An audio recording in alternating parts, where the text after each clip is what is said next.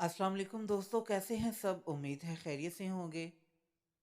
तो दोस्तों, क्या आपने कभी सोचा है कि वो मशीन जो हमें बादलों के ऊपर ले जाती है कैसे ईजाद हुई?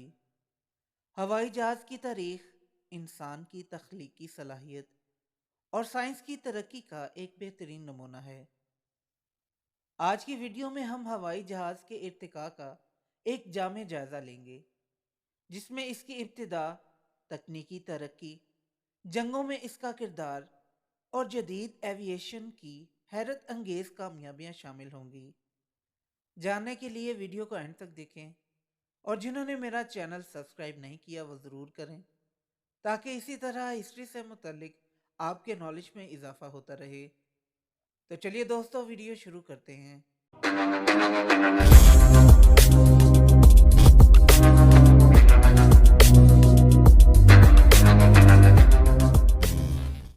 इंसान ने हमेशा आसमान को अपनी मंजिल समझा और ये ख्वाहिश की कि वह परिंदों की तरह उड़ सके। ये ख्वाब ना सिर्फ अदब में बल्कि मुख्तलिफ तहजीबों में भी मौजूद था। यूनान में एक मारूफ दास्तान है जिसमें डेडालोस और इसका बेटा एकारोस अपने परों को मोम से जोड़कर समुंदर में उड़ने की कोशिश करते हैं, ताहम इसका नतीजा तबाही की सूरत में निकलता है। इस कहानी ने इंसान की परवाज के खतरात और ख्वाब को वाज़ेह किया। चीन में कदीम दौर में पतंगबाजी की सरगर्मियों का आगाज हुआ, जिसे हम हवाई जहाज की इब्तदाई शक्ल के तौर पर देख सकते हैं। चीनी हुकाम पतंगों का इस्तेमाल फ़ज़ाई निगरानी और फौजी मकासद के लिए करते थे। 12वीं और 13वीं सदी में मुसलमानों ने फलक की तहकीक की। अरब साइंसदानों ने परिंदों के पर, परवाज के उसूलों और आसमान में उड़ने के उसूलों पर तहकीक की। इब्ने सीना और इब्नुल हैशम जैसे साइंसी शख्सियात ने इस मौजू पर तफसील से काम किया, जिससे उड़ान के उसूलों की बुनियाद रखी गई।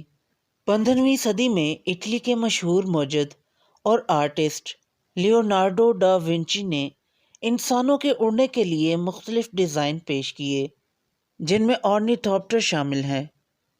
इस डिज़ाइन में परों की हरकत की तफसीलात शामिल थीं, ताकि परिंदों की तरह उड़ने की कोशिश की जा सके। अगरचे ये डिज़ाइन कभी हकीकत का रूप न ले सका, मगर डा विंची की तहकीक ने हवाई जहाज़ की तख्लीक में अहम किरदार अदा किया।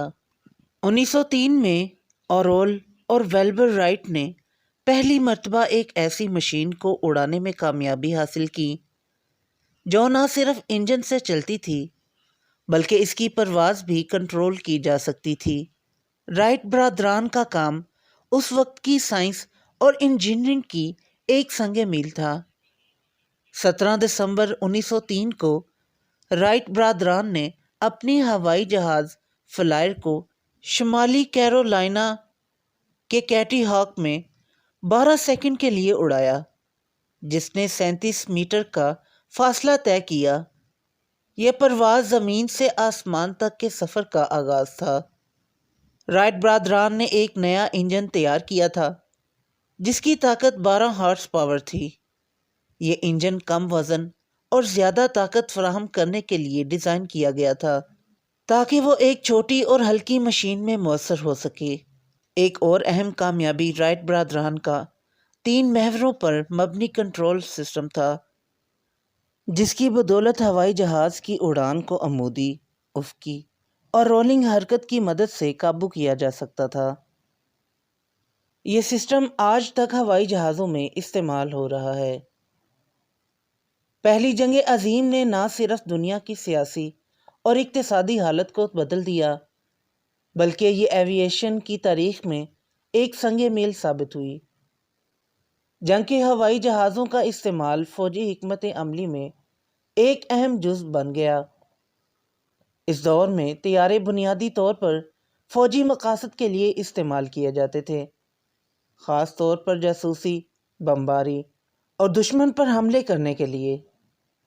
इब्तिदाई तौर पर हवाई जहाज़ों का इस्तेमाल दुश्मन के इलाकों की फ़िज़ाई निगरानी के लिए किया जाता था।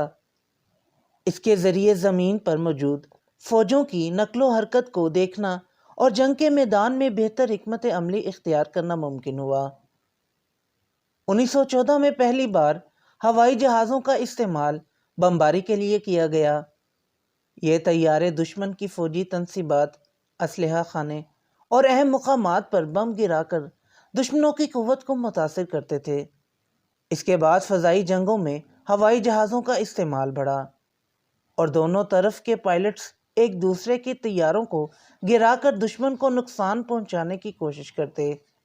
پہلی جنگ عظیم کے دوران طیاروں میں تیز رفتار انجن، جدید گنوں کی تنصیب اور مضبوط دھچکوں کو برداشت کرنے والے ڈھانچوں کی ترقی ہوئی۔ لڑاکا طیارے جیسے اسپیڈ اور B-24 اس دور کے مشہور طیارے تھے جنہوں نے اس جنگ میں اہم کردار ادا کیا۔ ان طیاروں کے ذریعے جنگی حکمت عملی میں ایک نئی جہت آئی اور یہ طیارے جنگ کے منظرنامے کو بدلنے میں کامیاب رہے۔ دوسری جنگ عظیم نے ہوائی جہازوں کی ترقی میں تیزی سے اضافہ کیا، خاص طور پر جیٹ انجن کی ایجاد اور اس کے استعمال میں۔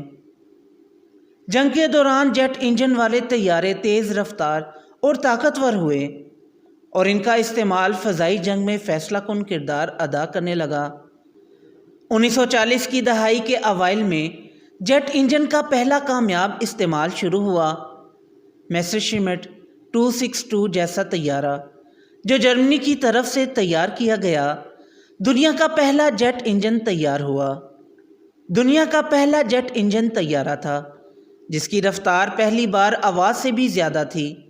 اس نے جنگی فضائی جنگ کے اصولوں کو بدل کر رکھ دیا کیونکہ اس کی تیز رفتار اور بہتر پرفارمنس نے دشمنوں کے لیے اسے روکنا مشکل بنا دیا۔ دوسری جنگ عظیم کے دوران بمباری طیاروں کا بھی اہم کردار رہا۔ بوئنگ B-17 اور ہینیول 111 جیسے طیارے جنگ کے دوران فضائی بمباری کے لیے استعمال ہوئے۔ ان طیاروں میں بڑے پیمانے پر بم ذخیرہ کیے جاتے تھے جنہیں دشمن کے اہم مقامات پر گرایا جاتا تھا، جس سے جنگ کی نوعیت میں شدت آئی۔ جنگ میں مختلف لڑاکا طیاروں کی کامیاب لڑائیاں ہوئیں۔ ان طیاروں کی خاصیت یہ تھی کہ وہ ایروبیٹک انداز میں پرواز کرنے کی صلاحیت رکھتے تھے جو جنگ کے دوران دشمن کے طیاروں کو شکست دینے کے لیے ضروری تھی۔ دوسری جنگ عظیم کے اختتام کے بعد ہوائی جہازوں کا استعمال کمرشل ایویشن کے لیے شروع ہوا، جس نے دنیا بھر میں لوگوں کے سفر کرنے کے طریقے کو بدل دیا۔ 1950 کی دہائی میں بوئنگ 707 جیسے جیٹ طیارے نے تجارتی ہوائی سفر کا آغاز کیا۔ ان طیاروں کی مدد سے کمرشل ایویشن نے تیز اور محفوظ سفر کی بنیاد رکھی۔ ان طیاروں کی کامیابی نے ایویشن انڈسٹری میں ایک نئی روح پھونکی اور لوگوں کے لیے فضائی سفر کو مزید سستا اور عام کر دیا۔ تجارتی ہوائی جہازوں میں پہلے سے کہیں زیادہ سہولتیں فراہم کی گئیں، جیسے ایئر کنڈیشننگ، آرام دہ سیٹیں اور جدید نیویگیشن سسٹمز، جس نے مسافروں کے لیے سفر کو آرام دہ اور محفوظ بنایا۔ 20ویں صدی کے وسط میں بوئنگ اور ایئر بس جیسے ایویشن کے اہم کھلاڑیوں نے ہوائی جہازوں کی صنعت میں ترقی کی۔ ان کمپنیوں نے دنیا بھر میں کمرشل ایویشن کو بڑھایا اور عالمی سطح پر ہوائی سفر کے امکانات کو مزید بڑھایا۔ 1958 میں بوئنگ نے 707 کا ماڈل متعارف کرایا جو دنیا کا پہلا بڑا جیٹ کمرشل طیارہ تھا۔ اس طیارے نے نہ صرف کمرشل ایویشن کو ترقی دی بلکہ دنیا کے مختلف حصوں میں لوگوں کو تیز اور محفوظ سفر کرنے کی سہولت فراہم کی۔ اس طیارے کی کامیابی نے بوئنگ کمپنی کو عالمی سطح پر معروف بنا دیا۔ A300 کو متعارف کرایا جو دنیا کا پہلا ڈبل ڈیک کمرشل طیارہ تھا۔ اس طیارے کی خاصیت یہ تھی کہ یہ زیادہ مسافروں کو لے جانے کی صلاحیت رکھتا تھا، جس کی بدولت کمرشل ایویشن کی مارکیٹ میں نئے مواقع پیدا ہوئے۔ 1960 کی دہائی میں سپر سونک ایویشن کی خواہش نے ایک نیا مرحلہ شروع کیا اور 1976 میں کانکورڈ جیسا طیارہ دنیا کی ہوائی سفر کا ایک سنگ میل ثابت ہوا۔ کانکورڈ طیارہ آواز سے بھی تیز رفتار تھا جو لندن اور نیو یارک کے درمیان سفر کو صرف 3 گھنٹے میں مکمل کرتا تھا۔ کانکورڈ میں جیٹ انجن کی ٹیکنالوجی اور خاص ڈیزائن کی وجہ سے اس کی رفتار آواز سے زیادہ تھی۔ یہ طیارہ 2.04 ماخ کی رفتار تک جا سکتا تھا، جو اسے عالمی سطح پر تیز ترین کمرشل طیارہ بناتا تھا۔ باوجود اس کے کہ کانکورڈ نے ایویشن کی دنیا میں انقلاب برپا کیا، اس کے آپشنز زیادہ عرصہ جاری نہ رہ سکے۔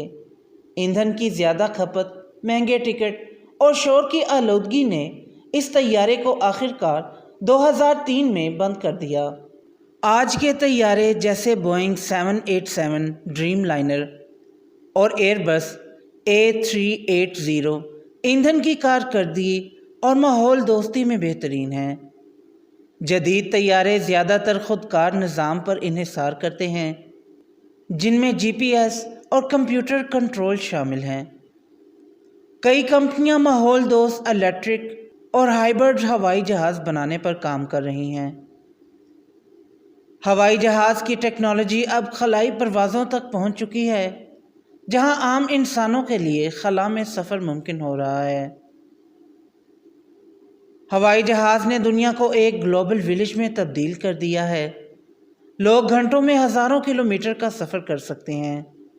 ہوائی جہاز نے سیاحت کو فروغ دیا اور عالمی تجارت کے لیے نئے راستے کھولے۔ ہوائی جہاز کاربن ڈائی آکسائیڈ کے اخراج کا سبب بنتے ہیں، جو ماحولیاتی تبدیلی میں کردار ادا کرتا ہے۔ جدید دور میں سیکیورٹی اور حفاظت کے لیے سخت اقدامات کی ضرورت ہے۔ ہوائی جہاز کی تاریخ ہمیں یہ سکھاتی ہے کہ انسان کے عزم اور محنت کے ساتھ کوئی خواب ناممکن نہیں۔ رائٹ برادران کے ایک چھوٹے سے تجربے سے لے کر آج کے سپر کمپیوٹر کنٹرولڈ طیاروں تک، یہ سفر جدت اور ترقی کی ایک عظیم داستان ہے۔ تو دوستو، یہ تھی آج کی ویڈیو پسند آئی ہو تو لائک ضرور کریں اور میرے چینل کو سبسکرائب کریں۔ پھر ملتے ہیں ایک نئی ویڈیو کے ساتھ، تب تک کے لیے اجازت دیں۔ اللہ حافظ۔